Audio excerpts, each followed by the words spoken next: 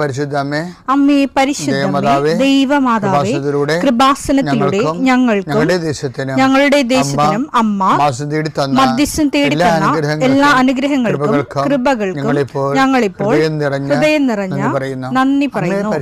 അമ്മേ പരിശുദ്ധമേ, ദൈവമാതാവേ, 2004 ഡിസംബർ 7 ഉച്ചകഴിഞ്ഞ് 2:30 കൃപാസനത്തിൽ സംഭവിച്ച അമ്മയുടെ പ്രത്യക്ഷപ്പെടലിനെ കുറിച്ച് തിരുസഭയ്ക്ക് സമർപ്പിച്ചിരിക്കുന്ന പഠനരേഖകളുടെ മേൽ സഭാത്മകമായ പഠനം ആരംഭിക്കുവാൻ ഞങ്ങൾ പ്രാർത്ഥിക്കുന്നു.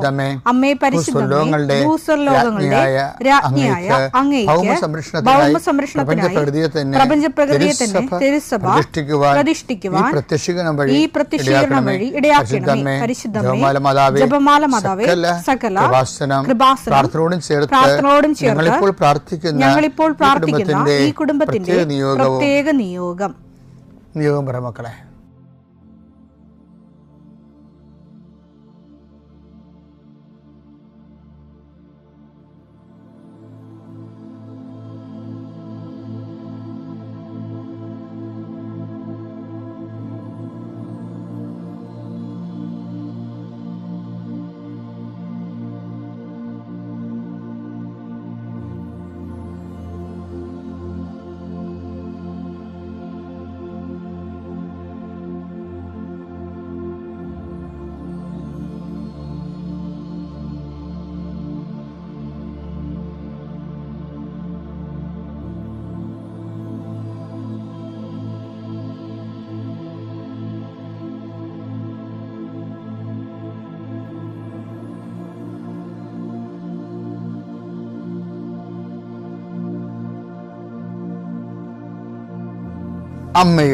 അമ്മയുടെ പ്രത്യക്ഷീകരണത്തിന്റെ ഈ അനുഗ്രഹവേളയിൽ ഞങ്ങൾക്ക് സാധിച്ചു തരുവാൻ കനിയണമേ.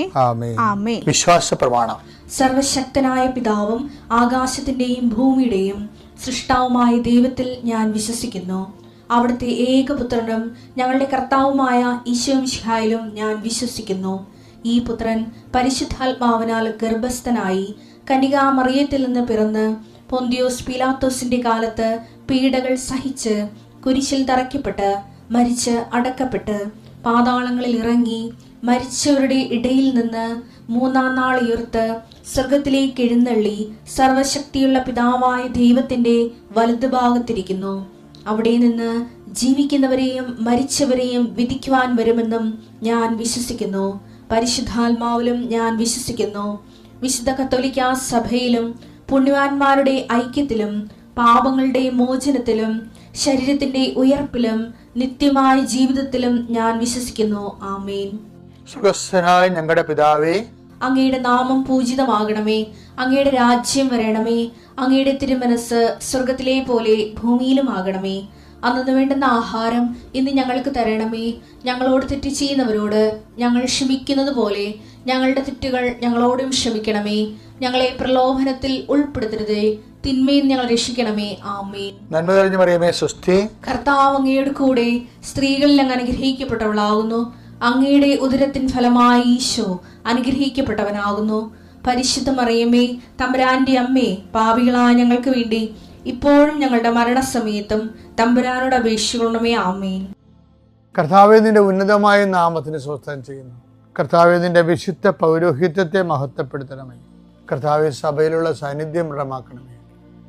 39 വർഷം ഞാൻ അർപ്പിച്ച കൃപാന്റെ യുഗതിയായി കൃപാസ്ഥാന ജീവനോടെ പ്രത്യക്ഷപ്പെട്ട മാതാവിന്റെ മാധ്യസ്ഥയിൽ അത്താറയിൽ നടന്ന 10,000-കണക്കിന് ആരാധന ശക്തിയാൽ കർത്താവേ, കൃപ വന്ന് പെട്ടിരിക്കുന്ന വഴികൾ ഒരു തീരുമാനം എടുക്കാൻ പറ്റാത്തവർ, പല വിഷയങ്ങളെക്കുറിച്ചും ഏത് ജോലിക്ക് പോകണം, ഏത് നാട്ടിൽ പോകണം, ഏത് രാജ്യത്ത് പോകണമെന്ന് അറിയാൻ പാടില്ലാതെ വിഷമിക്കുന്നവർ, എന്ത് പഠിക്കണമെന്ന് അറിയാൻ പാടില്ലാതെ വിഷമിക്കുന്നവർ, ഒരു തീരുമാനം എടുക്കാൻ പറ്റാത്തവർ, അവർക്ക് പരിശുദ്ധാത്മാവ് പ്രവർത്തിച്ചുകൊണ്ട് അവർക്ക് പുതിയ തീരുമാനം എടുക്കാൻ കർത്താവ് നിങ്ങളെ സഹായിക്കട്ടെ. കർത്താവേ, അങ്ങയുടെ മക്കളെ ഇന്ന് സഞ്ചരിക്കുന്ന ഓരോ വഴികളെ നീ ആശീർവദിക്കണമേ. കർത്താവേ, അങ്ങയുടെ മക്കള് ഇന്ന് കണ്ടുമുട്ടുന്ന ഓരോ വ്യക്തികളിലും കർത്താവിൻ്റെ ശക്തി നിറയട്ടെ. കർത്താവേ, അങ്ങയുടെ മക്കള് ഇന്ന് യാത്ര തിരിക്കുന്ന ലക്ഷ്യം വെക്കുന്ന ഓരോ ലക്ഷ്യങ്ങളും കർത്താവിൻ്റെ നാമത്തിൽ സാധിക്കുകയും അനുഗ്രഹം പ്രാപിക്കുകയും ചെയ്യട്ടെ. ഇന്നത്തെ ദിവസം സമർപ്പിച്ച് പ്രാർത്ഥിക്കുക. കണ്ടുമുട്ടാൻ പോകുന്ന വ്യക്തികളെ മനസ്സിൽ കാണുക, ചെയ്യാൻ പോകുന്ന കാര്യങ്ങളെ മനസ്സിൽ കാണുക. ആരുടെയെങ്കിലും തരത്തിലുള്ള നീരസമോ സങ്കടമോ അല്ലെങ്കിൽ ആരെങ്കിലും ഒരു ഭയമോ എന്തെങ്കിലും വിഷയങ്ങളുണ്ടെങ്കിൽ ആ മേഖലകളിലെല്ലാം പരിശുദ്ധമ്മ തൻ്റെ നീല മേലങ്കിയാൽ അങ്ങയുടെ മക്കളെ പൊതിഞ്ഞ് പിടിക്കട്ടെ എന്ന് പ്രാർത്ഥിക്കുന്ന കർത്താവ്. ഞങ്ങളിന്ന് സംസാരിക്കുന്ന വ്യക്തികൾ ഞങ്ങൾ ചില പ്രോജക്റ്റുകൾക്ക് വേണ്ടിയും ചില പോംവഴികൾക്ക് വേണ്ടിയും ജീവിതത്തിലെ ചില പ്രയാസങ്ങൾ, സാമ്പത്തിക വിഷയങ്ങളായാലും മറ്റു വിഷയങ്ങളായാലും മാറുന്നതിന് വേണ്ടി സംസാരിക്കാൻ പോകുന്ന വ്യക്തികളിൽ, നിങ്ങൾ സംസാരിക്കാൻ പോകുന്ന വ്യക്തികളിൽ ഇന്ന് പരിശുദ്ധാത്മ നിറയട്ടെ. സുന്ദരി മാതാവ് സമയത്തിനധികമായ പരിശുദ്ധാത്മ കൃപാസന മാതാവ് ഇന്ന് നിങ്ങളുടെ കൂടെ യാത്രയാവുകയും നിങ്ങളുടെ കൂടെ വരികയും ചെയ്യട്ടെ. നിങ്ങൾക്ക് സംസാരിച്ച് ഒതുക്കാൻ പറ്റാത്ത വിഷയങ്ങൾ, നിങ്ങൾ സംസാരിച്ച ശരിയാകത്തില്ലെന്ന് തോന്നുന്ന സ്ഥലങ്ങളിൽ കർത്താവ് തന്നെ മറുപക്ഷത്ത് നിന്നുകൊണ്ട് നിങ്ങൾക്ക് അനുകൂലമായ ഒരു സാഹചര്യം ഉണ്ടാക്കിത്തരാൻ കർത്താവിൻ്റെ നാമത്തിൽ ഞാൻ നിങ്ങളെ ആശീർവദിക്കുന്നു. എൻ്റെ കർത്താവിൻ്റെ ഉന്നതമായ നാമത്തിൽ സഭയുടെ അധികാരത്തിൽ കുരിശടയാത്തി കൃപാസനത്താറെ ജീവനോടെ പ്രത്യക്ഷപ്പെട്ട മാതാവിൻ്റെ മധ്യസ്ഥത്തിന് രോഗപീഠകളെ ഈശ്വരനാമത്തിൽ സൗഖ്യം പ്രാപിക്കട്ടെ. ഇന്നലെ നമ്മൾ മറിയത്തെക്കുറിച്ചല്ലേ പറഞ്ഞ് അവസാനിപ്പിച്ചത്.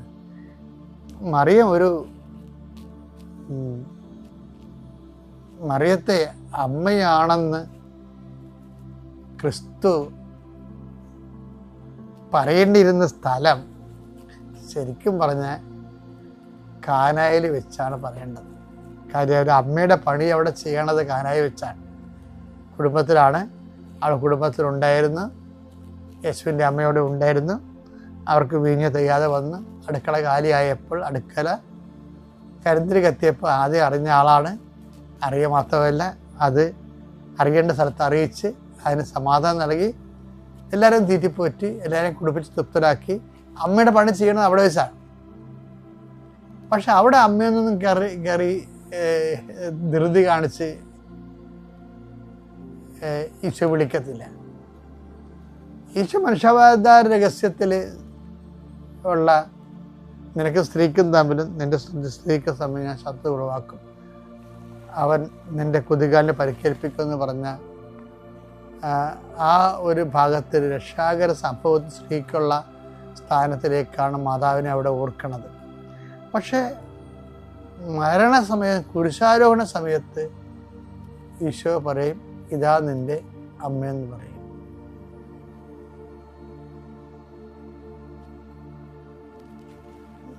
ഇതാ നിന്റെ മകനെന്ന് പറയും. അവിടെ അമ്മയെന്നുള്ള ഒരു യേശുവിൻ്റെ അമ്മ, യേശുവിൻ്റെ അമ്മയെന്ന് കാനായിലെ കല്യാണത്തിൽ പറയുന്നത് സുവിശേഷകനാണ് പറയണത്. പക്ഷെ കാൽവരി പറയണത് യേശു തന്നെയാണ് പറയണത്. അതെന്താ കാര്യം വെച്ച് കഴിഞ്ഞാൽ, പിതാവ് കുറച്ച് കഴിയുമ്പോൾ കാൽവരിയിൽ ഇതാ നിൻ്റെ അമ്മ, ഇതാ നിൻ്റെ മകൻ എന്നൊക്കെ പറഞ്ഞ് ആ ചാപ്റ്റർ ക്ലോസ് ചെയ്യാൻ, ഈശോയുടെ ചാപ്റ്ററോട് ക്ലോസ് ചെയ്യാൻ പോകുകയാണ്. അടുത്ത ഏതാനും മിനിറ്റുകൾക്കുള്ളിൽ ഈശോ തല ചായ്ച്ച് ജീവൻ ഈ പിതാവിനെ സമർപ്പിക്കുമ്പോൾ, അപ്പം പിതാവ് അവിടെ ആബ്സെൻ്റാണ് ശരിക്കും. അതുകൊണ്ട് ഈശോ കാറ് നിലവിളിച്ച് പറയും, എൻ്റെ ദൈവമേ എന്തുകൊണ്ട് നീ എന്നെ ഉപേക്ഷിച്ചെന്ന് ചോദിക്കും. ആബ്സെൻ്റ് ആയതാണ്. പക്ഷെ അപ്പം എപ്പോഴും ഈശോൻ്റെ ജീവിതത്തിൽ പോലും പിതാവ് ആബ്സെൻ്റ് ആകുമ്പോൾ സുവിശേഷം പറയുന്ന ഒരു കാര്യമുണ്ട്. എന്താണ്? യേശുവിൻ്റെ അമ്മ കുരിശിൻ്റെ ചുവട്ടിൽ നിന്നിരുന്നു. ഇതാണ് മറിയം, മായ്ച്ചു കളയാൻ പാലാത്ത മറിയം. പിതാവ് നമ്മുടെ ജീവിതത്തിൽ ആബ്സെൻ്റ് ആകുന്ന അനുഭവങ്ങളുണ്ടായാലും അമ്മ ഒരിക്കലും ആബ്സെൻ്റ് ആകത്തില്ല. അവൾ നമ്മുടെ കുരിശിൻ്റെ ചുവട്ടിലാണെങ്കിലും അവൾ അവസാനം വരെ നമ്മളവിടെ നിൽക്കും. അതാണ് അമ്മയെന്ന് പറയുന്നത്. അപ്പം അമ്മയെക്കുറിച്ചുള്ള പുതിയ നിരീക്ഷണങ്ങളൊക്കെ വരുമ്പോൾ ശരിക്കും വിശ്വാസികളുടെ മാതാവായി മറിയം ഉയർത്തപ്പെടുകയാണ് ചെയ്തത്. അതോടുകൂടി മുമ്പത്തേക്കാൾ കൂടുതൽ ഉശിരോടും ചൈതന്യത്തോടും കൂടി. മറിയം പണ്ടേ അല്ലാതിരുന്ന കാര്യം നമ്മളല്ലെന്ന് പറയണത് ഇതിൻ്റെ പ്രത്യേകിച്ച് കഥയൊന്നും ആൾക്കാർ തെറ്റിപ്പോകാതിരിക്കാൻ വേണ്ടി സഭയെടുത്ത നിലപാടാണ്. പക്ഷേ മറിയം ആയ കാര്യം നമ്മളാണെന്ന് പറയണില്ല. ഇപ്പോൾ സഭ പറഞ്ഞില്ലേ, മറിയം വിശ്വാസികളുടെ എക്കാലത്തെയുമുള്ള വിശ്വാസികളുടെ അമ്മയാണ്. വിശ്വാസം എന്ന് പറയുമ്പോൾ ആ വിശ്വാസികളുടെ ആ വിശ്വാസത്തിൻ്റെ ദൈവത്തിലല്ലേ വിശ്വസിക്കണത്. ആ ദൈവം ചില സമയത്ത് നമ്മുടെ ജീവിതത്തിൽ ആബ്സെൻ്റ് ആകും. അപ്പോഴും ദൈവം ആബ്സെൻ്റ് ആയ നമ്മുടെ കുരിശിൻ്റെ ചുവട്ടിലെ അമ്മയുണ്ടാകും. അതാണ് സുവിശേഷം പറയണത്. യേശുവിൻ്റെ അമ്മ അവൻ്റെ കുരിശിൻ്റെ ചുവട്ടിൽ നിന്നിരുന്നു. അമ്മയെ പുറകെ പിടിച്ചുകൊണ്ട് പോകാൻ നോക്കുക. പിതാവിൻ്റെയും പുത്രൻ്റെയും പരിശുദ്ധാത്മാവിൻ്റെ നാമം. തിരുക്കുമാരനും കോടാനുകൂടി നന്ദി അർപ്പിച്ചുകൊണ്ട് ഞാൻ സാക്ഷ്യം പറയുന്നു. എൻ്റെ പേര് ജിൻസി ബിജു. ഞാൻ പള്ളുരുത്തി സെൻറ്റ് മേരീസ് ഇടവകയിൽ നിന്ന് വരുന്നു. ഞാൻ 2019 ജനുവരി 5-ാം തീയതിയാണ് ഉടമ്പടി എടുത്തത്. ഞാനിപ്പോൾ ഇന്നിവിടെ നിൽക്കുന്നത് എൻ്റെ മകന് കിട്ടിയ ഒരു അനുഗ്രഹം സാക്ഷ്യപ്പെടുത്താനാണ്. ഞാൻ 10ാം ക്ലാസ്സിൽ പഠിക്കുമ്പോൾ മുതലേ എനിക്ക് ഭയങ്കര ടെൻഷനായിരുന്നു. ഇവന് 10ാം ക്ലാസ്സിൽ കഴിഞ്ഞ ശേഷം +2-നൊക്കെ ഒരു സ്റ്റേറ്റ് സ്കൂളിൽ പഠിക്കണമെന്നൊരു ആഗ്രഹം പറഞ്ഞിട്ടുണ്ടായിരുന്നു.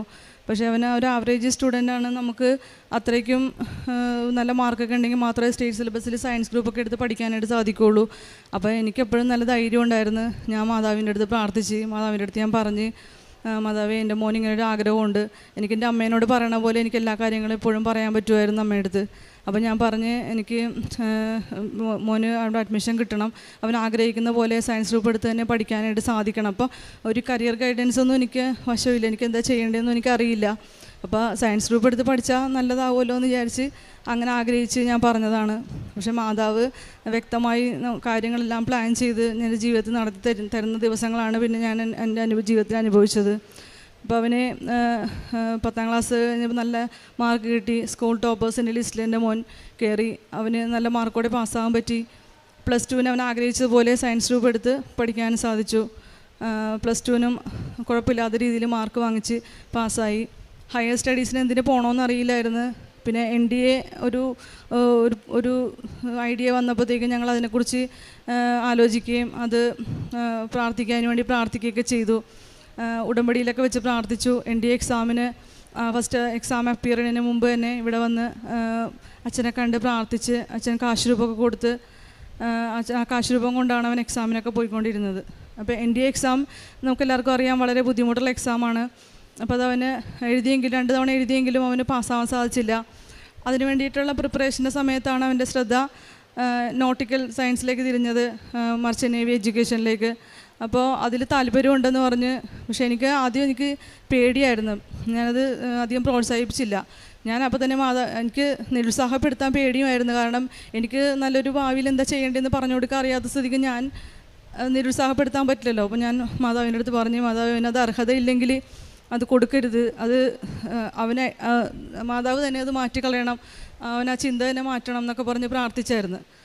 പക്ഷേ അവനത് താല്പര്യമുള്ളത് കൊണ്ട് അവനതിൽ തന്നെ ഉറച്ചു നിന്ന് പിന്നെ അതിനുവേണ്ടി ഞാനും പ്രാർത്ഥിക്കാൻ തുടങ്ങി.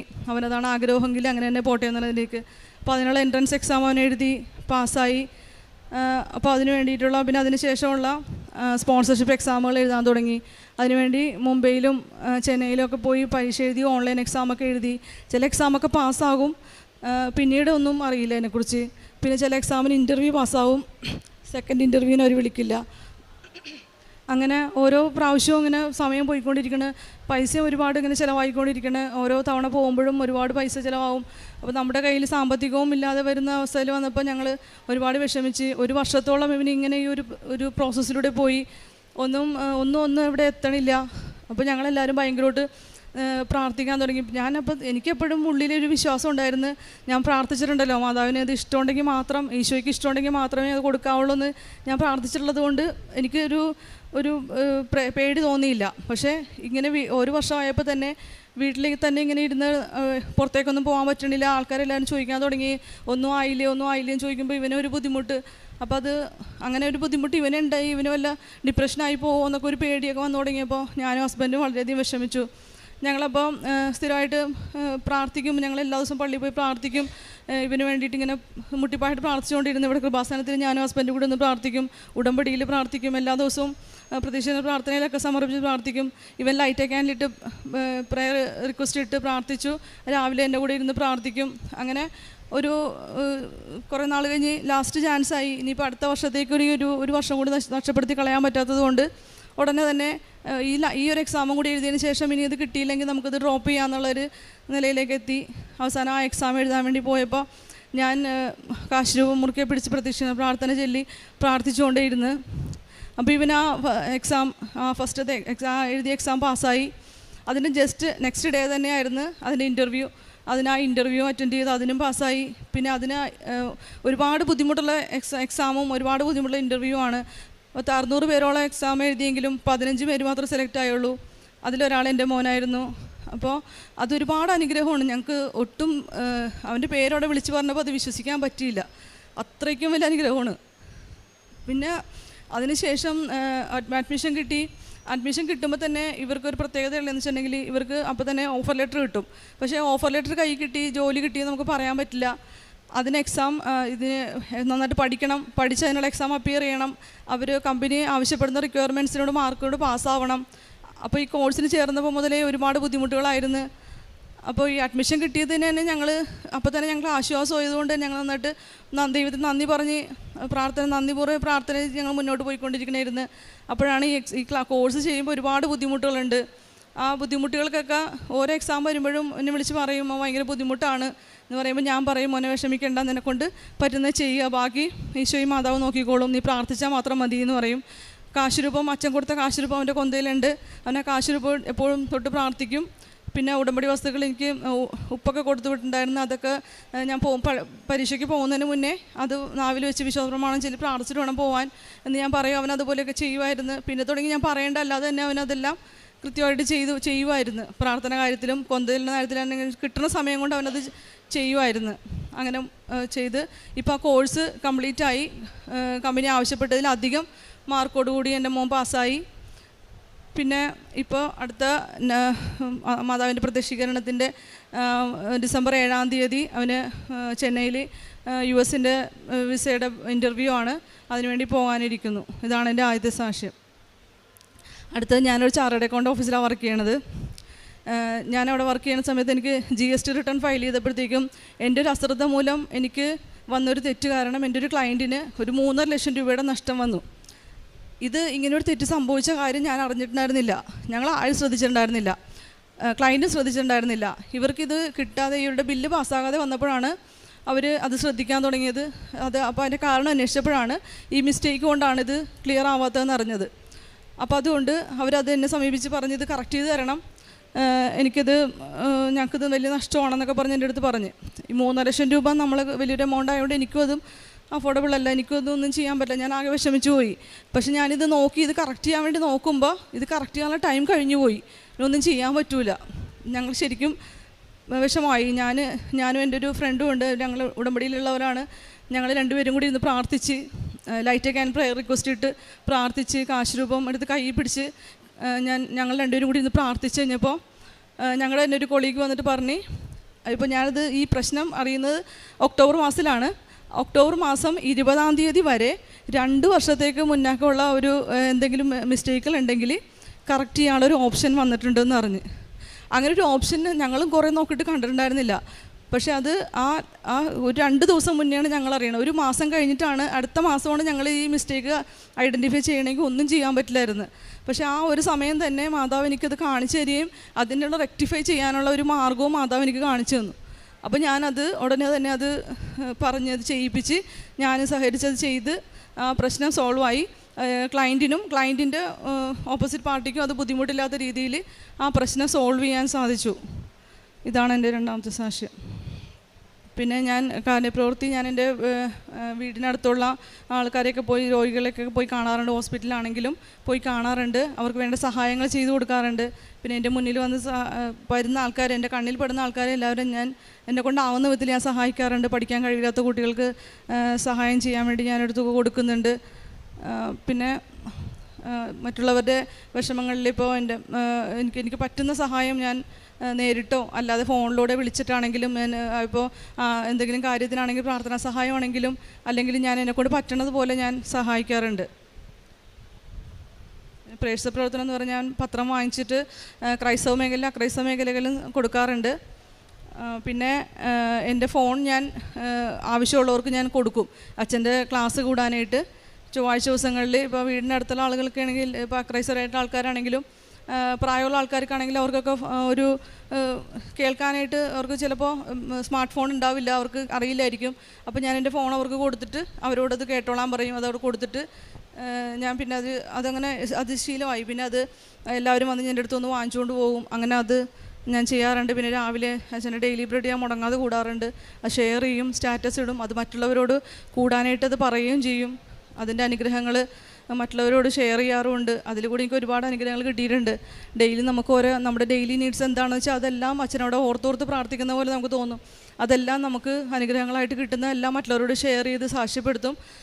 എൻ്റെ ജീവിതം കൊണ്ട് തന്നെ ഞാൻ സാക്ഷ്യത്തിൽ ഓരോരുത്തരോട് പറഞ്ഞത് കൂടണം എന്ന് പറഞ്ഞ് എല്ലാവരോടും പറയാറുണ്ട്. വിശുദ്ധ ലൂക്കായുടെ സുവിശേഷം 11-ാം അധ്യായം 11 മുതൽ 13 വരെയുള്ള തിരുവചനങ്ങൾ. നിങ്ങൾ ഏതൊരു പിതാവാണ് മകൻ മീൻ ചോദിച്ചാൽ പകരം പാമ്പിനെ കൊടുക്കുക, മുട്ട ചോദിച്ചാൽ പകരം തേളിനെ കൊടുക്കുക? മനുഷ്യർക്ക് നല്ല ദാനങ്ങൾ നൽകാൻ, മക്കൾക്ക് നല്ല ദാനങ്ങൾ നൽകാൻ ദുഷ്ടരായി നിങ്ങൾക്കറിയാമെങ്കിൽ സ്വർഗസ്ഥനായ പിതാവ് തന്നോട് ചോദിക്കുന്നവർക്ക് എത്രയധികമായി പരിശുദ്ധാത്മാവിനെ നൽകുകയില്ല. ജിൻസിയുടെ പ്രത്യക്ഷീകരണ സാക്ഷ്യമാണ് നാം കേട്ടത്. മകൻ്റെ പഠനകാലം മുതലുള്ള വലിയ പ്രാർത്ഥനകളെക്കുറിച്ചുള്ള ആവലാതിയൊക്കെയാണ് ജിൻസി എന്ന അമ്മ ഇവിടെ നമ്മോട് പങ്കുവച്ചത്. മകനെ പഠനകാലത്തെല്ലാം ഈശോയുടെ വലിയ അനുഗ്രഹങ്ങൾ ലഭിച്ചതും ഒരു ആവറേജ് സ്റ്റുഡൻ്റായിരുന്ന മകനെ ഇന്ന് മെർച്ചൻ്റ് നേവിയിൽ ജോലി ചെയ്യാനായി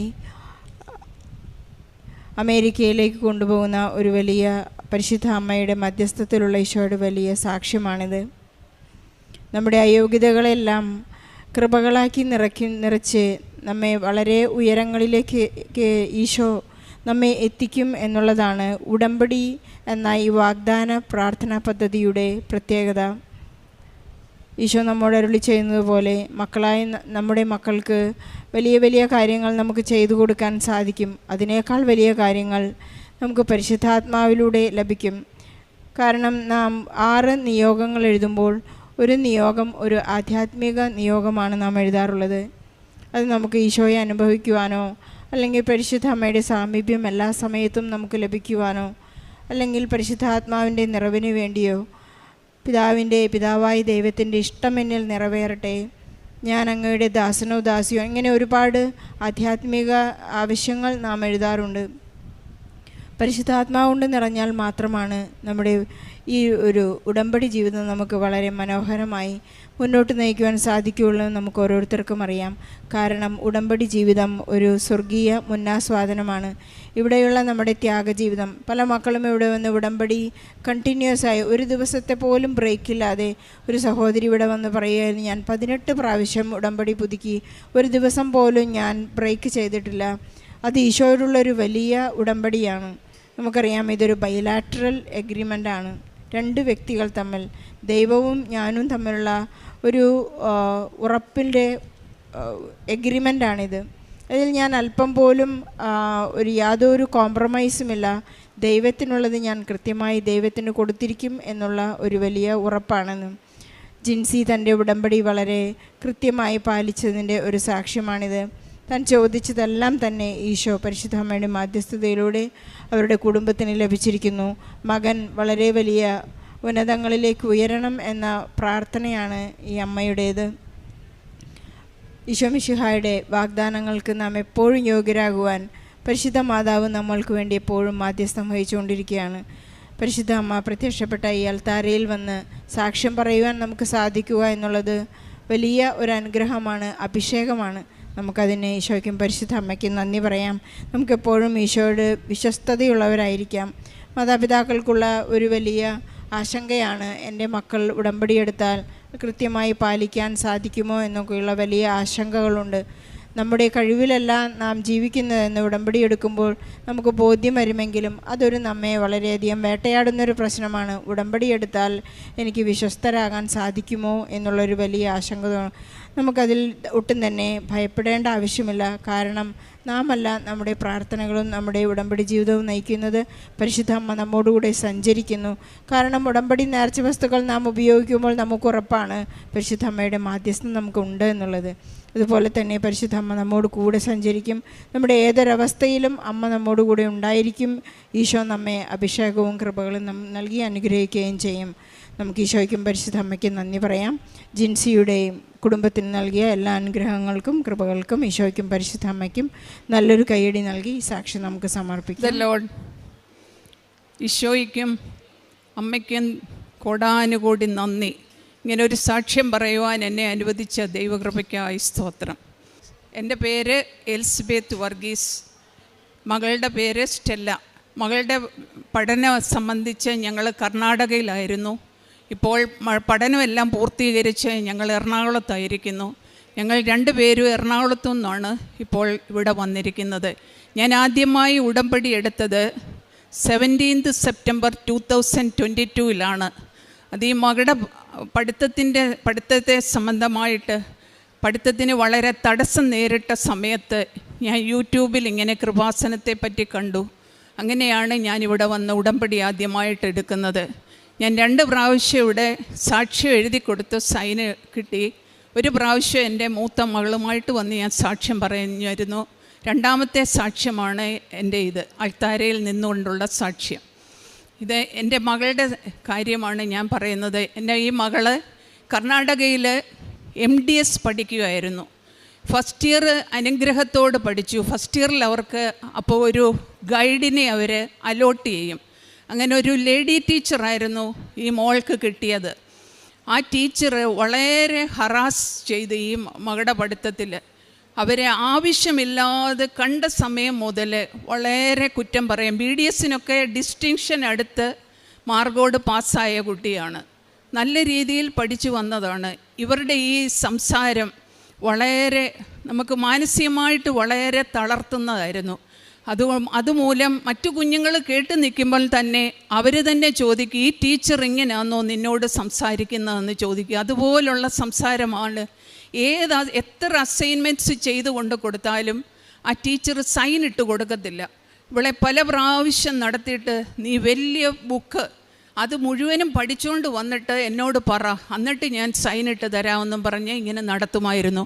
അത് വളരെ മാനസികമായിട്ട് ഈ മകളെ അങ്ങ് തളർത്തി. എന്ത് ചെയ്തു കൊടുത്താലും അവർക്ക് ലാബ് വർക്കൊക്കെ വളരെ ഉള്ളത്, എന്ത് ചെയ്തു കൊടുത്താൽ ഈ ടീച്ചർ സൈൻ കൊടുക്കത്തില്ലായിരുന്നു. ഈ ടീച്ചറിൻ്റെ അടിയിലാണ് തീസീസും വേറെ 5-6 അസൈൻമെൻറ്റ്സ് ചെയ്ത് അവരുടെ അപ്രൂവൽ കിട്ടാതെ ഈ പഠിത്തം പൂർത്തീകരിക്കാൻ സാധിക്കത്തില്ല. ഈ മകൾ മാനസികമായിട്ട് വളരെ പ്രയാസം അനുഭവിച്ച് ഞങ്ങൾ ആ സമയത്താണ് അവിടെ കർണാടകയിൽ പോയി കൂടെ താമസമാക്കിയത്. വളരെ പ്രയാസമായി, മാനസികമായിട്ട് വളരെ തളർന്നു. കോളേജിൽ പോകാനോ പഠിക്കാനോ വളരെ താല്പര്യമില്ലാതായി. അവൾ പിന്നെ കോളേജിൽ പോയാൽ ലൈബ്രറിക്ക് പോയിരിക്കും ഈ ടീച്ചറിനെ ഫേസ് ചെയ്യാനുള്ള പ്രയാസം കൊണ്ട്. അങ്ങനെ അസൈൻമെൻറ്റ്സ് തീർത്തില്ലേ ഇവർക്ക് പരീക്ഷ എഴുതുവാൻ സാധിക്കത്തില്ല. അറ്റൻഡൻസ് മാർക്ക് ചെയ്തിട്ട് പോയി ലൈബ്രറിയിലിരിക്കും. ഒടുവിൽ പിന്നീട് പോകാതായി കോളേജിൽ. ഞങ്ങൾ HODയോട് പറഞ്ഞു, ഞങ്ങൾ ഇനിയും മോളെ പഠിപ്പിക്കുന്നില്ല, ഞങ്ങൾ വിട്ടുപോകുക. ഇൻസ്ട്രുമെൻറ്റ്സ് എല്ലാം എടുക്കാൻ 2-3 പ്രാവശ്യം എൻ്റെ ഹസ്ബൻഡ് കോളേജിൽ ചെന്നു. പക്ഷേ ആ സാർ ഒരു വിധത്തിൽ സമ്മതിച്ചില്ല. അവൾ ബ്രില്യൻ്റായിട്ടുള്ള ഒരു കുട്ടിയാണ്, അവൾ പഠിക്കട്ടെ, ഞാൻ അവളോട് സംസാരിക്കാമെന്ന് പറഞ്ഞു. ഒരു വർഷത്തോളം പുള്ളിക്കാരി കോളേജിൽ അറ്റൻഡ് ചെയ്തില്ല. ഇവരുടെ ഒരു പഠിത്ത സംബന്ധമായി 3 വർഷത്തെ കോഴ്സാണിത്. ഫസ്റ്റ് ഇയറിൽ പാസ്സായി കഴിഞ്ഞാൽ 1 വർഷം അവർക്ക് ലീവ് എടുത്തിരിക്കുക. അത് കഴിഞ്ഞ് പിന്നെ റെഗുലറായിട്ട് ജോയിൻ ചെയ്ത് ക്ലാസ് അറ്റൻഡ് ചെയ്ത് അസൈൻമെൻറ്റ്സ് തീർത്ത് പരീക്ഷ എഴുതി പാസ്സായാൽ മതി.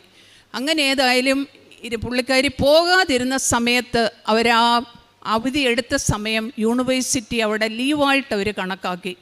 അതുപോലെ തീസീസ് ചെയ്യാൻ 1-2 ഈ ടീച്ചർ പറഞ്ഞ തീസീസ് അല്ലാതെ വേറെ ഒരു തീസീസും അവൾ ചെയ്യാനോ സമ്മതിക്കത്തില്ല. അങ്ങനെ പുറത്ത് ലാബിൽ കൊടുത്ത് ചെയ്യേണ്ട വർക്കാണ്. അത് 1-2 കൊടുത്തത് ശരിയായില്ല. പിന്നെ അവിടുത്തെ ഒരു സയൻസ് കോളേജിൽ അവിടുത്തെ ലാബുകാർ അപ്രൂവ് ചെയ്ത് ഈ മോൾക്ക് ആ ലാബിൽ ചെന്ന് നിന്ന് വർക്ക് ചെയ്യുവാനുള്ള അനുവാദം കിട്ടി. പുള്ളിക്കാരി തന്നെ പോയി നിന്ന് ആ ലാബിൽ ആ ലാബ് വർക്കെല്ലാം ചെയ്ത് ആ തീസിസ് പൂർത്തീകരിക്കാൻ സഹായിച്ചു. ആ സമയത്ത് ഡീന് അങ്ങനെ ലീവ് തരാൻ ഒക്കത്തില്ലെന്ന് വരെ പറഞ്ഞതാണ്. ഒടുവിൽ ഞാനും ഹസ്ബൻഡും മോളും കൂടെ ചെന്ന് ഡീനിനോട് സംസാരിച്ചപ്പോഴാണ് ഡീൻ ഇങ്ങനെ പറഞ്ഞത്, ഞാൻ ഈ ഉടമ്പടി വസ്തുക്കളിൽ ഉപ്പ് കയ്യിൽ കരുതിയാണ് അവിടെ പോയത്.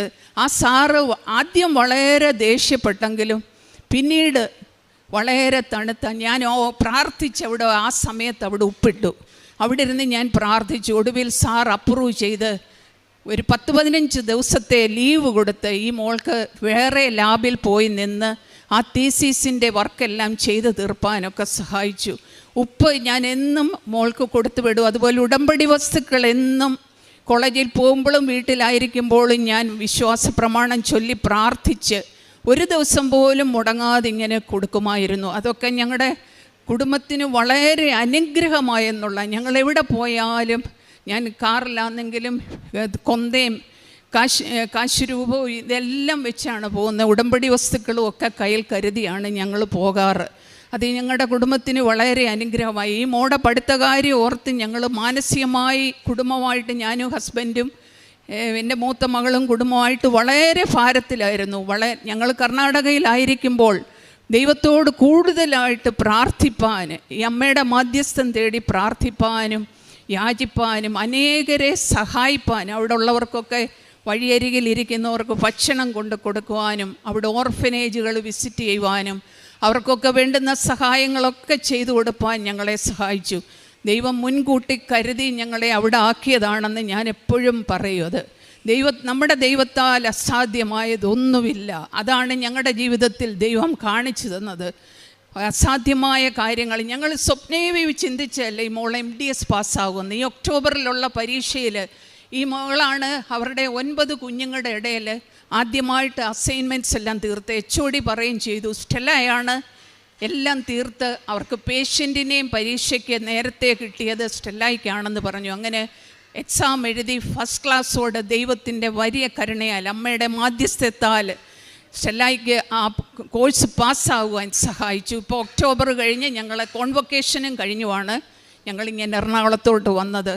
ഞങ്ങൾക്ക് ചെയ്തു തന്ന വലിയ അനുഗ്രഹത്തിന് അമ്മയ്ക്കും തിരുക്കുമാരനും കോടാനുകൂടി നന്ദി. ഞങ്ങൾ വിചാരിച്ചതിൽ ഉപരിയായിട്ട് ദൈവം ഞങ്ങളെ വളരെ അധികമായിട്ട് അനുഗ്രഹിച്ച് നടത്തി. മേലും കൃപ ഞങ്ങളുടെ കൂടിരിക്കുമെന്ന് ഞങ്ങൾ വിശ്വസിക്കുന്നു. ഞങ്ങളുടെ മിടുക്കോ ഗുണമോ അല്ല, ദൈവത്തിൻ്റെ കരുണ കൃപ മാത്രമാണ് ഞങ്ങൾ ഇന്നും ജീവിക്കുന്നതും നിലനിൽക്കുന്നതും. ഞങ്ങളുടെ തുടർന്നുള്ള എല്ലാ കാര്യങ്ങളിലും മോടെ ഭാവി കാര്യങ്ങളിലും ദൈവം സഹായിക്കും. അമ്മയുടെ മധ്യസ്ഥതയ്ക്കായിട്ട് ഞാൻ ഇന്ന് ഉടമ്പടി പുതുക്കി അതിലെല്ലാം ഞാൻ നിയോഗം വെച്ചിട്ടുണ്ട്. എൻ്റെ അനേക കാര്യങ്ങൾ എൻ്റെ കുടുംബത്തിൽ എൻ്റെ നിയോഗം വെച്ച് ഞാൻ പ്രാർത്ഥിച്ചത് ചെറുതും വലുതുമായ വളരെ അനുഗ്രഹങ്ങൾ ഞങ്ങൾക്ക് ലഭിച്ചിട്ടുണ്ട്. പ്രേക്ഷിത പ്രവർത്തനമായിട്ട് ഞാൻ ചെയ്യുന്നത് ഡെയിലി ബ്രെഡ് അച്ഛൻ്റെ ആ രാവിലത്തെ പ്രസംഗം, അതുകൊണ്ട് അത് കഴിഞ്ഞ് ധ്യാനമൊക്കെ ഞാൻ പലർക്ക് ഷെയർ ചെയ്യാറുണ്ട്. അതുപോലെ പത്രം എനിക്ക് കിട്ടിക്കഴിഞ്ഞാൽ ഞാൻ ഗവൺമെൻറ് ഹോസ്പിറ്റലിലും ഷോപ്പുകളിലും ഓട്ടോക്കാർക്കും ഒക്കെ കൊണ്ട് കൊടുക്കും. ഗവൺമെൻറ് ഹോസ്പിറ്റലിലെ പേഷ്യൻസിനെ ഞാൻ കണ്ടു കഴിഞ്ഞാൽ അവിടെ നിന്ന് അവരോട് പ്രാർത്ഥിച്ച് എൻ്റെ കാര്യങ്ങളൊക്കെ എനിക്ക് കിട്ടിയ അനുഗ്രഹങ്ങളെക്കുറിച്ച് പറയും. പലരും വന്ന് ഇവിടെ ഉടമ്പടി എടുത്തിട്ടുണ്ട്. ഞാൻ പിന്നെ അവരുടെ നമ്പറെല്ലാം കുറിച്ചെടുത്തുകൊണ്ട് വരും, അവർക്ക് വേണ്ടി പ്രാർത്ഥിക്കുക. അത് അവരുമായിട്ട് കോണ്ടാക്റ്റ് ചെയ്ത് അവർക്ക് വേണ്ടുന്ന സഹായങ്ങളൊക്കെ, സാമ്പത്തിക സഹായങ്ങളൊക്കെ ഞങ്ങൾ ചെയ്യാറുണ്ട്. പിന്നെ കാരുണ്യ പ്രവർത്തനം എന്ന് പറഞ്ഞ് ഞങ്ങൾ ഓർഫനേജ് വിസിറ്റ് ചെയ്യുകയും ഒക്കെ ചെയ്തിട്ടുണ്ട്. അവിടെ ഭക്ഷണം കൊടുക്കുകയും അവർക്ക് പണം അയച്ചു കൊടുക്കുകയും അല്ലാതെ വേണ്ടുന്ന സഹായങ്ങളൊക്കെ ചെയ്യും. അതുപോലെ ആര് സഹായത്തിന് അപേക്ഷിച്ചാലും വിവാഹം, വിദ്യാഭ്യാസം, വീട് വയ്ക്കൽ, ചികിത്സ എന്ന് വേണ്ട ഏത് രീതിയിലുള്ള പ്രയാസങ്ങളാണ് അവരനുഭവിക്കുന്നത്, ചെറുതും വലുതുമായ എല്ലാ ആവശ്യങ്ങൾക്കും ഞങ്ങളെ കൊണ്ടാകുന്ന വിധത്തിൽ ഞങ്ങൾ പണം കൊടുത്തും അല്ലാതെയൊക്കെ സഹായിക്കുന്നുണ്ട്. ഇതൊക്കെയാണ് എനിക്ക് പറയുവാനുള്ള സാക്ഷ്യം. ദൈവം അനുഗ്രഹിക്കട്ടെ. വിശുദ്ധ ലൂക്കായുടെ സുവിശേഷം 1-ാം അധ്യായം 41 മുതൽ 43 വരെയുള്ള തിരുവചനങ്ങൾ. മറിയത്തിൻ്റെ അഭിവാദനം കേട്ടപ്പോൾ എലിസബത്തിൻ്റെ ഉദരത്തിൽ ശിശു കുതിച്ചു ചാടി. എലിസബത്ത് പരിശുദ്ധാത്മാവിനാൽ നിറഞ്ഞവളായി. അവൾ ഉദ്ഘോഷിച്ചു, നീ സ്ത്രീകളിൽ അനുഗ്രഹീതയാണ്, നിന്റെ ഉദരഫലവും അനുഗ്രഹീതം. ഈശോ നിറയുന്ന ഒരനുഭവമാണ് ഉടമ്പടി ജീവിതം. പ്രത്യക്ഷീകരണ സാക്ഷിയാവുക എന്നുള്ളതാണ് ഏറ്റവും വലിയ ഒരു സ്പിരിച്വൽ എക്സ്റ്റസി എന്ന് നമുക്ക് അതിനെ വിളിക്കാം. എലിസബത്തും മകൾ സ്റ്റെല്ലയും അവരുടെ വലിയ ജീവിതാനുഭവങ്ങളാണ് ഇവിടെ വന്ന് പ്രത്യക്ഷീകരണ സാക്ഷ്യമായി ഏറ്റുപറയുന്നത്. എലിസബത്ത് തൻ്റെ മകൾ MDS എന്ന് മാസ്റ്റർ ഡിഗ്രി ചെയ്തുകൊണ്ടിരിക്കുമ്പോഴുള്ള ആ ഗൈഡിൻ്റെ പക്കൽ നിന്നുള്ള ആ ഗൈഡൻസ് വളരെ നെഗറ്റീവായി എക്സ്പീരിയൻസ് ചെയ്തുകൊണ്ടിരുന്നപ്പോൾ പരിശുദ്ധ അമ്മയെ സമീപിച്ച് ഉടമ്പടിയെടുത്ത് പ്രാർത്ഥിച്ചപ്പോൾ വലിയ അത്ഭുതങ്ങളാണ് ആ അവസ്ഥയിൽ ആ മാസ്റ്റർ ഡിഗ്രി പഠിക്കുന്ന കുട്ടികളിലും സ്റ്റെല്ലയ്ക്കും അതുപോലെ തന്നെ അവിടെയുള്ള എല്ലാ ടീച്ചേഴ്സിനും പ്രൊഫസേഴ്സിനും ഉണ്ടായതെന്നാണ് എലിസബത്ത് ഇവിടെ നമ്മോട് പങ്കുവയ്ക്കുന്നത്. ഉടമ്പടി ജീവിതത്തിൽ നാം ഒരുപാട് മക്കളുടെ അനുഭവങ്ങൾ കേൾക്കുന്നത് എങ്ങനെയാണ്? ഈശോ നിറഞ്ഞു കഴിയുമ്പോഴുള്ള ഒരു വലിയ വ്യത്യാസങ്ങൾ. എലിസബത്ത് തന്നെ പരിശുദ്ധ അമ്മയെ കണ്ടുമുട്ടിയപ്പോൾ പറയുന്നത് അങ്ങനെയാണ്, എൻ്റെ കർത്താവിൻ്റെ അമ്മ എൻ്റെ അരികിൽ വരാനുള്ള സൗഭാഗ്യം എനിക്ക് എവിടുന്ന് എന്ന് പറഞ്ഞുകൊണ്ടാണ് എലിസബത്ത് പരിശുദ്ധ അമ്മയുമായുള്ള ആ ഒരു കമ്മ്യൂണിക്കേഷൻ നടത്തുന്നത്. ഈശോയുടെ അമ്മ നമ്മുടെ അടുത്ത് വരിക എന്നുള്ളതൊരു വലിയ സൗഭാഗ്യത്തിൻ്റെ കാര്യമാണ്. നമ്മുടെ എല്ലാ സങ്കടങ്ങളിലും പരിശുദ്ധ അമ്മയെ വിളിച്ചപേക്ഷിക്കുമ്പോൾ നമുക്ക് ആ ഒരു ആനന്ദം, ഒരു വലിയ സമ്പൂർണ്ണമായ ആനന്ദം, ഈശോ വന്നിരിക്കുന്നത് തന്നെ നമുക്ക് ജീവൻ നൽകാൻ, അത് സമ്പൂർണ്ണമായ ഒരു perfect life, fullness of life തരാൻ വേണ്ടിയാണ് ഈശോ നമുക്ക് വേണ്ടി ജീവൻ ത്യജിച്ചുകൊണ്ട് സ്വർഗത്തിലായിരിക്കുന്നത്, പുനരുത്ഥാനം ചെയ്തത്. നമുക്ക് ആ സ്വർഗീയ അനുഭവം എപ്പോഴും അനുഭവിച്ചുകൊണ്ടിരിക്കാം. ഉടമ്പടിയിലായിരിക്കുന്ന മക്കൾ എപ്പോഴും പുതുക്കിക്കൊണ്ടിരിക്കുമ്പോൾ, ഉടമ്പടി പുതുക്കി അവർ ജീവിച്ചുകൊണ്ടിരിക്കുമ്പോൾ അവർ എപ്പോഴും സാക്ഷ്യപ്പെടുത്തുന്നത് തന്നെയാണ്, എനിക്ക് ഈശോയെ മാത്രം മതി. പരിശുദ്ധ അമ്മ എനിക്ക് മാധ്യസ്ഥം അപേക്ഷിക്കാനുള്ളപ്പോൾ എനിക്കൊന്നിനും തന്നെ പേടിക്കേണ്ട ആവശ്യമില്ല. ഈ മകളുടെ തോറ്റുപോകും, MDS എക്സാം തോറ്റുപോകും എന്നുള്ള ഒരു വലിയ ഒരു ആശങ്കയിലായിരുന്നു. ഈ മകൾ എപ്പോഴും നല്ല ഹൈ റാങ്കോടുകൂടി നന്നായി പഠിക്കുന്ന നല്ല വിദ്യാഭ്യാസമുള്ള ഒരു മകളാണ്. പക്ഷേ ഒരു പ്രത്യേക സാഹചര്യത്തിൽ സെക്കൻഡ് ഇയർ MDS മുതൽ വലിയ സങ്കടത്തിലായിരുന്നു. അവർ തന്നെ പറയുന്നു, യാതൊരു യോഗ്യതകളുമില്ല, കാരണം ആർക്ക് വേണമെങ്കിൽ എന്നെ തോൽപ്പിക്കാം, എൻ്റെ സർട്ടിഫിക്കറ്റോ എൻ്റെ കഴിവോ ഒന്നും തന്നെ എൻ്റെ മാസ്റ്റർ ഡിഗ്രി പാസ്സാകുവാനായിട്ട് ഒന്നും തന്നെ സാധിക്കുകയില്ല. എവിടെയാണ് പരിശുദ്ധ അമ്മയുടെ മാധ്യസ്ഥതയിൽ ഗ്രേസ്, കൃപ നിറഞ്ഞ് മകൾ ഇന്ന് ഈ അൾത്താരയിൽ കയറി നിൽക്കുന്നത്? നമുക്ക് വളരെ സന്തോഷത്തോടെ ഈശോയ്ക്കും പരിശുദ്ധ അമ്മയ്ക്കും നന്ദി പറയാം. ഇവരൊരു മാർത്തോമ ക്രിസ്ത്യൻസാണ്. ഇവർക്ക് പരിശുദ്ധ അമ്മയെ പരിചയപ്പെടാൻ സമയമെടുക്കുന്നു. ഈശോ നിറഞ്ഞ ഒരു അനുഭവം അവർക്കുണ്ടാകുവാനായി അവർ എത്രമാത്രം ഈശോയിൽ അടിയുറച്ച് തികച്ചും വളരെ സന്തോഷത്തോടു കൂടിയാണ് ഓരോ സ്റ്റെപ്പും ഈശോയ്ക്ക് വേണ്ടി ഏറ്റെടുക്കുന്നത്. നമുക്ക് ഈശോയ്ക്ക് വേണ്ടി നന്ദി പറയാം. ഓരോ സ്റ്റെപ്പിലും മകളുടെ പരീക്ഷാ സമയങ്ങളിലെല്ലാം മകൾ ചെയ്തിരുന്നത് നേർച്ച വസ്തുക്കൾ കൃത്യമായി ഉപയോഗിക്കുകയും പരിശുദ്ധ അമ്മയുടെ ഇടപെടലുകൾ തിരിച്ചറിയുകയും ചെയ്യുന്നു എന്നാണ്. പരിശുദ്ധ അമ്മയുടെ സാമീപ്യം നമുക്കെപ്പോഴും അനുഭവിക്കാം. നമുക്കെപ്പോഴും നമ്മുടെ സ്വപ്നങ്ങളിലും നമ്മുടെ ചിന്തകളും എല്ലാം ഈശോ നിറഞ്ഞതായിരിക്കാൻ വേണ്ടി നമുക്ക് ആഗ്രഹിക്കുകയും ചെയ്യാം. അതൊരു അഭിഷേകമാണ്. സ്റ്റെല്ലയുടെയും എലിസബത്ത് എന്ന ഈ അമ്മയുടെയും സാക്ഷ്യത്തിന് നമ്മുടെ എല്ലാ നിയോഗങ്ങളെയും ചേർത്ത് വെച്ചുകൊണ്ട് ഈശോയ്ക്കും പരിശുദ്ധ അമ്മയ്ക്കും നന്ദി പറഞ്ഞുകൊണ്ട് നമുക്ക് ഈ സാക്ഷ്യം ഈശോയ്ക്കും പരിശുദ്ധ അമ്മയ്ക്കും സമർപ്പിക്കാം. എൻ്റെ പേര് സൈജു മോൻ. പരിശുദ്ധ അമ്മയ്ക്കും തിരുകുമാരനും എന്നെ ഇവിടെ സാക്ഷ്യം പറയാൻ നിർത്തിയതിന് ഞാൻ ആദ്യമായി നന്ദി പറയുന്നു. ഞാൻ ഉടമ്പടി എടുക്കാനുണ്ടായ സാഹചര്യം, എനിക്ക് വളരെ കൊല്ലങ്ങളായിട്ട് 7 വർഷത്തിൽ കൂടുതലായിട്ട് എനിക്ക് നടുവേദനയും സ്പോണ്ടിലോസും ഉണ്ടായിരുന്നു. അതുപോലെ ഒരു 20 കൊല്ലത്തിന് മേളിലായിട്ട് എനിക്ക് കാലിൻ്റെ അടിയിലൊരു ചൊറിച്ചിലുണ്ടായിരുന്നു. അത് ഒരു ചെറിയ സ്പോട്ട് മാത്രമേ ഉള്ളൂ, പക്ഷേ അത് നിങ്ങൾക്ക് പറഞ്ഞാൽ മനസ്സിലാവുമെന്നറിയില്ല. അത് വന്നു കഴിഞ്ഞാൽ എനിക്ക് സോക്സ് ഇടുവാനോ ഷൂ ഇടുവാനോ ഒന്നും സാധിക്കത്തില്ലായിരുന്നു. അപ്പോൾ എൻ്റെ കാല് ഭയങ്കരമായിട്ട് ചൊറിഞ്ഞ് പൊട്ടും. അപ്പോൾ പൊട്ടിക്കഴിഞ്ഞ് നീട്ടിലായി കഴിഞ്ഞാൽ പിന്നെ ഞാനങ്ങ് കുറച്ച് 2-3 ദിവസത്തേക്ക് കുഴപ്പമില്ല, വീണ്ടും അത് വരും. അപ്പം ഞാനത് മൂലം വളരെയധികം ബുദ്ധിമുട്ടി. ഞാൻ ഉസ്ബെക്കിസ്ഥാനാണ് ജോലി ചെയ്തുകൊണ്ടിരിക്കുന്നത്. ഇപ്പോൾ 2020 ഉസ്ബെക്കിസ്ഥാനിൽ നിന്ന് ഞാൻ തിരിച്ചു പോകേണ്ട ഒരു സാഹചര്യം ഉണ്ടായി. എനിക്ക് കമ്പനിയിൽ കുറേ ബുദ്ധിമുട്ടും കാര്യങ്ങളും പ്രശ്നങ്ങളൊക്കെ ഉണ്ടായതിന് നിമിത്തം ഞാൻ ഉസ്ബെക്കിസ്ഥാനിൽ നിന്ന് തിരിച്ചു പോന്നു. 2020 കൊറോണയുടെ കാലത്തായിരുന്നു തിരിച്ചു വന്നത്. അപ്പം നടുവേദന ഉള്ളതുകൊണ്ട് വന്നതിന് ശേഷം ഞാൻ എനിക്ക് സ്ഥലമുണ്ട്. അപ്പം ഏലകൃഷിയും കാര്യങ്ങളൊക്കെ ആയിട്ട് പോകുമായിരുന്നു. അതിൻ്റെ കൂട്ടത്തിൽ ഒരു ടൂൾ സെൻറ്ററിൽ ജോലിയും ചെയ്യുന്നുണ്ടായിരുന്നു. അപ്പോൾ ഞാനും എൻ്റെ ഭാര്യയും കൊണ്ടാണ് അതിൻ്റെ അകത്ത് കൃഷിയും കാര്യങ്ങളൊക്കെ ചെയ്തുകൊണ്ടിരുന്നത്. ഏലകൃഷി എന്ന് പറയുമ്പോൾ നിങ്ങൾക്ക് തന്നെ അറിയാമല്ലോ അതിൻ്റെ അകത്ത് എന്തെങ്കിലും കഷ്ടപ്പാടുണ്ടാവും എന്നുള്ളത്. അപ്പോൾ ഞാൻ ഏറ്റവും കൂടുതലും പണികളെല്ലാം ഞാൻ തന്നെ ചെയ്തുകൊണ്ടിരുന്നത്. അപ്പോൾ എനിക്ക് നടുവേദന ഉള്ള കാരണം എനിക്ക് കൂടുതലായിട്ട് ചെയ്യാനായിട്ട് സാധിക്കുന്നുണ്ടായിരുന്നില്ല. അതിൻ്റെ കൂട്ടത്തിൽ ടെന്നീസ് എൽബോയുടെ വന്നു. അപ്പം ഒട്ടും ചെയ്യാൻ മേലാത്ത അവസ്ഥ വന്നു. ഞാൻ കുറേ വൈദ്യന്മാരെയും ഡോക്ടർമാരെയും കണ്ടു. പക്ഷേ എനിക്ക് നടുവേദന മാറുന്നുണ്ടായിരുന്നില്ല. ഉസ്ബെക്കിസ്ഥാനിൽ വെച്ച് തന്നെ എനിക്ക് നടുവേദന വന്നിട്ട് ഞാനങ്ങ് കൂനിപ്പോവായിരുന്നു. അപ്പം എനിക്ക് അവിടുന്ന് ഒരു 6 ദിവസത്തോളം ഞാൻ ഹോസ്പിറ്റലിൽ കിടന്നു. എന്നിട്ടൊന്നും കുറവ് വന്നില്ല. അങ്ങനെ ആയി കഴിഞ്ഞപ്പോൾ പിന്നെ അവിടെ നിന്ന് നിർത്തി പോരേണ്ട അവസ്ഥയായിരുന്നു. കമ്പനിയും ചില പ്രശ്നങ്ങളൊക്കെ ഉണ്ടായിരുന്നു. അങ്ങനെ ഞാൻ നിർത്തി പോരുകയാണ് ചെയ്തത്. അപ്പോൾ ഞാൻ ഒരു വൈദ്യൻ്റെക്ക് തിരുമിക്കാനായിട്ട് പോയി. അപ്പോൾ അവിടെ വെച്ചാണ് ഞാൻ കൃപാസനത്തെക്കുറിച്ച് അറിയുന്നത്. അപ്പോൾ പുള്ളി എന്നോട് കുറേ കാര്യങ്ങളൊക്കെ പറഞ്ഞു തന്നു. പക്ഷേ ഞാനെല്ലാം കേട്ടു എന്നല്ലാതെ എനിക്കതിനെക്കുറിച്ച് ഞാൻ കൂടുതലായിട്ട് ഗവനിക്കാനായിട്ട് പോയില്ല. ഒരു ദിവസം ഞാൻ വൈകുന്നേരം യൂട്യൂബിൽ, സാധാരണ നമ്മൾ യൂട്യൂബിൽ സ്ക്രോൾ ചെയ്ത് പോകുന്ന പോലെ ചെയ്തുകൊണ്ടിരുന്നപ്പോൾ ഒരു സാക്ഷ്യം കയറി വന്നു. അപ്പം ഞാനത് കേട്ടു കഴിഞ്ഞപ്പം പിന്നെയും ഞാൻ സാക്ഷ്യങ്ങൾ കേൾക്കുവാനായി തുടങ്ങി. അപ്പോൾ ഒരു ദിവസം രാവിലെ എഴുന്നേറ്റ് വന്നപ്പോൾ ഞാൻ വൈഫിനോട് പറഞ്ഞു, ഞാൻ എങ്ങോട്ട് നോക്കുമ്പോഴും മാതാവിനെ കാണാൻ പറ്റുന്നേ, ഇതെന്നെ ഇങ്ങനെ, എനിക്ക് മനസ്സിലായില്ല. അപ്പോൾ അവൾ എന്നോട് പറഞ്ഞു, നിങ്ങളെ മാതാവ് വിളിക്കുന്നുണ്ട് എന്ന് പറഞ്ഞു. അപ്പോൾ ഞാൻ വിചാരിച്ചു എന്നാൽ കൃപാസനത്തിൽ പോകാം. അപ്പോൾ വരാൻ തീരുമാനിച്ച് അന്ന് എനിക്ക് വരാൻ പറ്റിയില്ല. ഒരാഴ്ചത്തെ കഴിഞ്ഞ് കഴിഞ്ഞപ്പം ഞാനിവിടെ വന്നു, ഉടമ്പടി എടുത്ത് ഞാനിവിടുന്ന് പോയി. ഒരു 6-7 ദിവസം കഴിഞ്ഞപ്പോഴാണ് ഞാൻ ചിന്തിക്കുന്നത്, എൻ്റെ കാലിൻ്റെ അടിയിൽ ഒരു ചൊറിച്ചിലുണ്ടായിരുന്നല്ലോ, അതെന്തുകൊണ്ടാണ് ഇപ്പോൾ ഇല്ലാത്തേ? അപ്പോൾ എനിക്കത് പൂർണ്ണമായിട്ടും മാറി. അന്ന് തൊട്ട് ആ ചൊറിച്ചിൽ വന്നിട്ടേ ഇല്ല. അത് കഴിഞ്ഞിട്ട് പെട്ടെന്ന് തന്നെ എനിക്ക് ജോലിയായി. എന്നെ പഴയ കമ്പനിയിലേക്ക്, ഉസ്ബെക്കിസ്ഥാനിലേക്ക് അവിടെ നിന്ന് കമ്പനിയിലേക്ക് തിരിച്ചു വിളിച്ചു, പ്രൊമോഷനോടെ തിരിച്ചു വിളിച്ചു. ഞാൻ അവിടേക്ക് കടന്നു പോവുകയുണ്ടായി.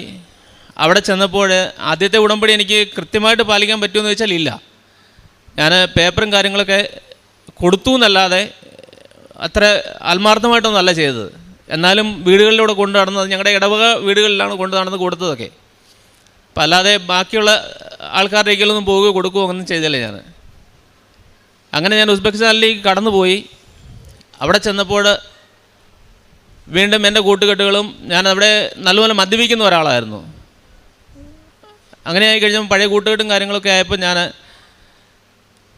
അവരെന്നെ ഡിസംബർ ആയപ്പോഴത്തേക്ക് ക്രിസ്മസ് അല്ലേ, നമുക്കൊന്ന് കൂടാം എന്നൊക്കെ പറഞ്ഞ് അവരെന്നെ വിളിച്ചു. ഞാനൊരു പെഗ് കഴിച്ചിട്ടുണ്ടാവും ആദ്യത്തെ ദിവസം. രണ്ടാമത്തെ ദിവസം അത്രയും കഴിച്ചിട്ടുള്ളൂ, കൂടുതലൊന്നും കഴിച്ചില്ല. പക്ഷേ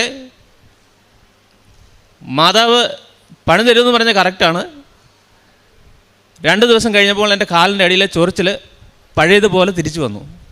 എനിക്ക് ഷൂ ഇടാൻ പറ്റത്തില്ല, കാലിൽ ഭയങ്കരമായിട്ട് ചൊറിച്ചിൽ. ഞാൻ അന്നേരത്തെ എൻ്റെ തെറ്റ് മനസ്സിലാക്കി. എനിക്ക് പരിശുദ്ധ അമ്മ തന്ന കൃപയാണ് ഇതെന്ന് എനിക്ക് പൂർണ്ണമായിട്ട് മനസ്സിലായി.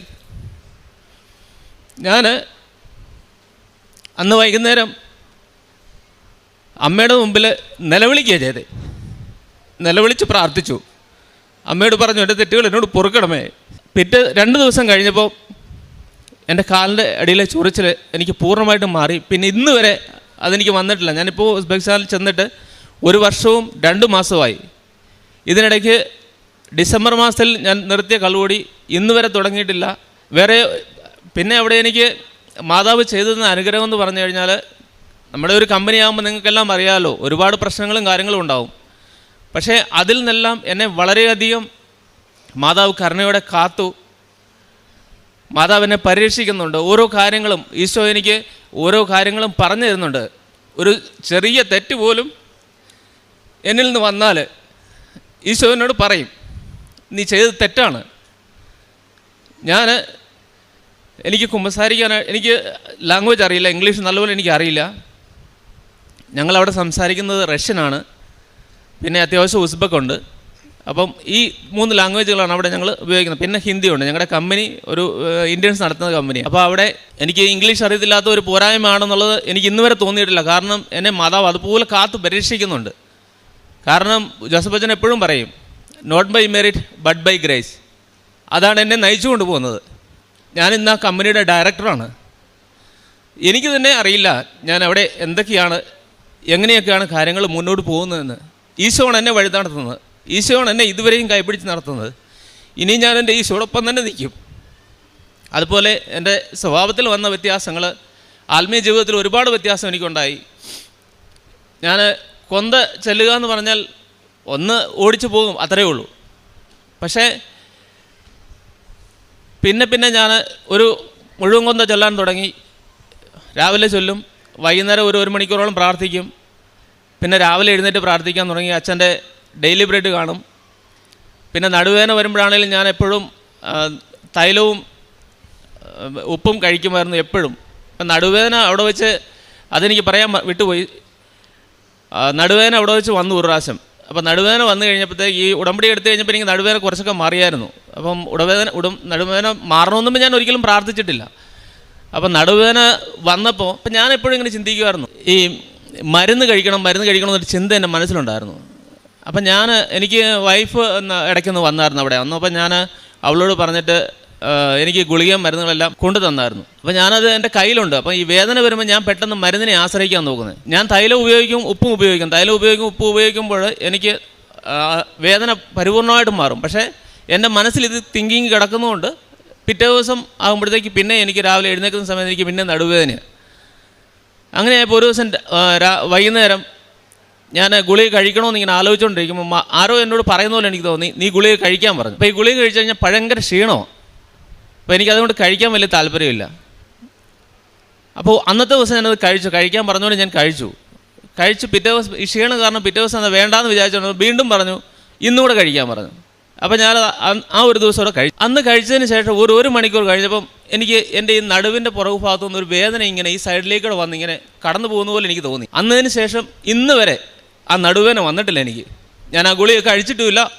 മൊത്തം ഗുളികയും അവിടെ തന്നെ ഇരിപ്പുണ്ട്. ഞാൻ തൊട്ടുപോലും നോക്കിയിട്ടില്ല. പിന്നെ ആത്മീയ ജീവിതത്തിൽ വന്ന മാറ്റങ്ങൾ എന്ന് പറഞ്ഞാൽ ഞാൻ ഭയങ്കര ദേഷ്യമുള്ളൊരു വ്യക്തിയായിരുന്നു. പെട്ടെന്ന് ദേഷ്യപ്പെടും. ആരെങ്കിലും എന്തെങ്കിലും ചെറുതായിട്ടൊരു കാര്യം പറഞ്ഞാൽ ആ സെക്കൻഡ് ഞാൻ ദേഷ്യപ്പെടുന്ന ഒരു വ്യക്തിയാണ്. കമ്പനിയിലാണെങ്കിലും സുഹൃത്തുക്കളോടാണെങ്കിലും വീട്ടിലാണെങ്കിലും വൈഫിനോടാണെങ്കിലും കുഞ്ഞുങ്ങളാണെങ്കിലും അങ്ങനെ തന്നെയാണ്. പക്ഷേ ഉടമ്പടി എടുത്തതിന് ശേഷം എനിക്കറിയില്ല എനിക്ക് എന്താ സംഭവിക്കുന്നതെന്ന്. എന്നെ ഒരു മനുഷ്യൻ്റെ മുഖത്ത് നോക്കി ചീത്ത വിളിച്ചാൽ പോലും എനിക്ക് അയാളോടൊന്നും പറയാനായിട്ട് തോന്നുകയില്ല. ഞാൻ അയാളെ എന്തെങ്കിലും പറഞ്ഞ് രമ്യതപ്പെടുത്താനാണ് നോക്കാറുള്ളത്. അത്രയും വ്യത്യാസം എൻ്റെ ജീവിതത്തിൽ എനിക്ക് കടന്നു വന്നു. പിന്നെ പ്രാർത്ഥന ഒരു ദിവസം രാവിലെ ഈ ഒരു മാസത്തിന് മുമ്പാണ് ഒരു 3-3:30 സമയത്ത് ഞാൻ മാതാവിനെ സ്വപ്നം കണ്ടു. അത് ഞാനൊരു പിക്ചറായിട്ടാണ് കണ്ടേ. പക്ഷേ ആ പിക്ചറിൽ മാതാവ് ജീവനോടെ ഉള്ളതുപോലെ എനിക്ക് പിന്നെ കാണാൻ സാധിച്ചു. അപ്പം ഞാൻ എഴുന്നേറ്റു. 3:30 ആയപ്പോഴത്തേക്ക് ഞാൻ എഴുന്നേറ്റ് കഴിഞ്ഞിട്ട് ഞാൻ ടോയ്ലറ്റൊക്കെ പോയിട്ട് തിരിച്ച് വന്ന് കുരിശൊക്കെ വരച്ചിട്ട് കിടക്കാൻ തുടങ്ങിയപ്പം എൻ്റെ മനസ്സിൽ പറഞ്ഞു, കിടക്കരുത്, കൊന്തയെല്ലാം പറഞ്ഞു. അപ്പോൾ ഞാൻ എഴുന്നേറ്റ് നിന്ന് സമ്പൂർണ്ണ ജപമാല ചൊല്ലി 3:30 തൊട്ട്. അത് പിറ്റേ ദിവസം തൊട്ട് ഞാനത് 3 മണിക്കാക്കി. ഇപ്പോൾ എല്ലാ ദിവസവും 3 മണിക്ക് രാവിലെ എഴുന്നേൽക്കും, സമ്പൂർണ്ണ ജപമാല ചൊല്ലും, അരമണിക്കൂർ ബൈബിൾ വായിക്കും, അച്ഛനെ ഡെയിലി ബ്രെഡ് കേൾക്കും. അത് കഴിഞ്ഞ് വീണ്ടും ഒരു കൊന്ത ചൊല്ലും. പിന്നെ 1 മണിക്കൂർ നേരം കിടന്നുറങ്ങും. കാരണം ക്ഷീണമായതുകൊണ്ട് പിന്നെ കമ്പനി പോയി കഴിഞ്ഞാൽ ബുദ്ധിമുട്ടുള്ള 1 മണിക്കൂർ നേരം കിടന്നുറങ്ങും. ഇപ്പോൾ എൻ്റെ ശീലം അങ്ങനെയാണ്. ഈശോ എന്നെ ഒരുപാട് ആത്മീയതയിൽ വളരാനായിട്ട് സഹായിക്കുന്നുണ്ട്. അതുപോലെ അച്ഛൻ്റെ ടോക്കുകൾ, ധ്യാനങ്ങൾ എല്ലാ ചൊവ്വാഴ്ച ചിലപ്പോൾ കൂടാൻ സാധിക്കില്ല. എന്നാലും ഞാൻ ബുധനാഴ്ച വരെ പോവുള്ളൂ, അതിനപ്പുറത്തേക്ക് പോകില്ല. ചൊവ്വാഴ്ച വൈകിട്ട് അല്ലെങ്കിൽ ബുധനാഴ്ച, ഈ 2 ദിവസങ്ങളിൽ എപ്പോഴേലും അത് കൂടാനായിട്ട് ശ്രമിക്കുന്നുണ്ട്. ഈശോയും മാതാവും തന്ന എല്ലാ അനുഗ്രഹങ്ങൾക്കും നന്ദി പറയുന്നു. അതുപോലെ തന്നെ കാരുണ്യപ്രവൃത്തികൾ എൻ്റെ മുമ്പിൽ കൈ നീട്ടുന്ന ഒരാളെ പോലും ഞാൻ വെറുതെ വിടാറില്ല. പിന്നെ ഞാൻ എല്ലാ മാസവും ഞങ്ങളുടെ അടുത്തുള്ള ഒരു അനാഥാലയത്തിൽ ഞാൻ വൈഫിൻ്റെ പൈസ അയച്ചു കൊടുക്കുന്നുണ്ട്. കുമ്പസാരം എനിക്ക് ചെയ്യാൻ സാധിച്ചിട്ടില്ല. ഇംഗ്ലീഷ് മാസമായതുകൊണ്ട് എനിക്ക് കുമ്പസാരിക്കാൻ പറ്റിയിട്ടില്ല. പിന്നെ ഞാൻ എല്ലാ ആഴ്ചയിലും എല്ലാ സൺഡേയിലും മുടങ്ങാതെ കുർബാന കൂടുന്നുണ്ട്. എല്ലാ ദിവസവും ഓൺലൈൻ കുർബാന കൂടുന്നുണ്ട്. ഇതൊക്കെയാണ് എൻ്റെ കാരുണ്യപ്രവൃത്തികൾ. മാതാവും ഈശോയും ചെയ്തു തന്ന എല്ലാ അനുഗ്രഹങ്ങൾക്കും നന്ദി പറയുന്നു. 2 സാമുവേൽ 22:7 കഷ്ടതയിൽ ഞാൻ കർത്താവിനെ വിളിച്ചപേക്ഷിച്ചു, എൻ്റെ ദൈവത്തോട് ഞാൻ നിലവിളിച്ചു. അവിടുന്ന് തൻ്റെ ആലയത്തിൽ നിന്ന് എൻ്റെ അപേക്ഷ കേട്ടു. എൻ്റെ നിലവിളി അവിടുത്തെ കാതുകളിലെത്തി. സജ്മോൻ എന്ന ഈ സഹോദരൻ തൻ്റെ ഉടമ്പടി ജീവിതത്തിൽ ലഭിച്ച ദൈവാനുഭവങ്ങളെയും ഉടമ്പടിയിലുണ്ടായ കയറ്റിറക്കങ്ങളെയും നമ്മുടെ മുമ്പിൽ സാക്ഷ്യപ്പെടുത്തുകയാണ്. അമ്മയുടെ അരികിൽ ഓടിയെത്തുമ്പോൾ വളരെ കാര്യമായ 2 ക്ലേശങ്ങൾക്ക് വേണ്ടി, അതിൻ്റെ സൗഖ്യത്തിന് വേണ്ടി പ്രാർത്ഥിക്കുവാനാണ് അമ്മയുടെ അരികിൽ ഓടിയെത്തിയത്. ഒന്ന്, കാലിൻ്റെ ഉള്ളിലുള്ള ചൊറിച്ചിലുകൾ, രണ്ടാമത്തത് കലശലായ നടുവേദനയും പ്രയാസങ്ങളും. അമ്മയുടെ അരികിൽ ഉടമ്പടി എടുത്ത് രണ്ടിനും സൗഖ്യം ലഭിച്ചതിനെക്കുറിച്ച് സഹോദരൻ സാക്ഷ്യപ്പെടുത്തുന്നുണ്ട്. ഉടമ്പടി കേവല നേട്ടങ്ങൾക്ക് വേണ്ടിയുള്ള ഒരു പ്രാർത്ഥനാ പദ്ധതി അല്ല എന്ന് ജോസഫ് അച്ഛൻ എപ്പോഴും നമ്മളോട് പറയും. നമ്മൾ ഏതെങ്കിലും കാര്യം സാധിച്ചതോടുകൂടി ഉടമ്പടിയും വിട്ട് ദൈവത്തെയും ഉപേക്ഷിച്ച് മാതാവിനെയും വിട്ട് നാം യാത്ര തുടങ്ങിയാൽ നമുക്കത് ആപത്തും ആകുലതകളും പ്രതിസന്ധികളും ജീവിതത്തിലേക്ക് ഇരച്ചു കയറുവാൻ കാരണമാകും. അത്തരം അനുഭവത്തെയാണ് സഹോദരൻ ശരിക്കും സാക്ഷ്യത്തിൽ പങ്കുവയ്ക്കുന്നത്. തിരികെ ഉസ്ബെക്കിസ്ഥാനിൽ പോകുന്നു, ജീവിതം തുടരുന്നു. അവിടുന്ന് പ്രയാസങ്ങളായിട്ടാണ് ഇങ്ങോട്ട് ജോലി ഏതാണ്ട് നിർത്തിപ്പോകുന്നത്. എന്നാൽ ഉടമ്പടിയിലേക്ക് നാം പ്രവേശിക്കുമ്പോൾ നമ്മുടെ എല്ലാ മേഖലകളെയും അമ്മ മാതാവ് സംരക്ഷിക്കുന്നതിൻ്റെ ഭാഗമായി തന്നെയാണ് മകനെ അതേ കമ്പനിയിൽ സ്ഥാനക്കയറ്റത്തോടുകൂടി വിളിച്ചുകൊണ്ട് ജോലി കൊടുത്ത് സാമ്പത്തിക മേഖലകളെ സുരക്ഷിതമാക്കുന്നത്. എന്നാൽ നമുക്ക് ലഭിക്കുന്ന ദൈവാനുഭവങ്ങളെ തിരിച്ചറിയുവാൻ നമുക്കെപ്പോഴും ഒരു ജാഗ്രത വേണം. വെറുതെ കിട്ടി, നിസ്സാരമായി കിട്ടി എന്നൊരു മനോഭാവം ദൈവാനുഗ്രഹത്തോട് പുലർത്തിയാൽ അത് നഷ്ടപ്പെടുവാനും ക്ലേശങ്ങളേറുവാനും കാരണമാകും. അതിനെയാണ് സഹോദരൻ ഇവിടെ സാക്ഷ്യപ്പെടുത്തിയത്.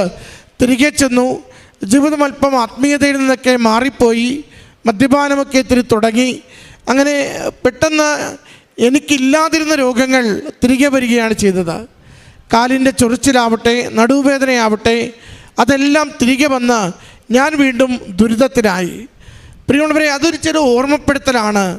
നീ എങ്ങനെ ആരോഗ്യമുള്ളവനായി, നിനക്കെങ്ങനെ ജോലി ലഭിച്ചു, നീ ഇപ്പോൾ ആയിരിക്കുന്ന അവസ്ഥയിൽ നീ എങ്ങനെ എത്തിച്ചേർന്നു, ഇത് ദൈവം നമ്മളെ ഓർമ്മിപ്പിക്കുന്നതാണ്.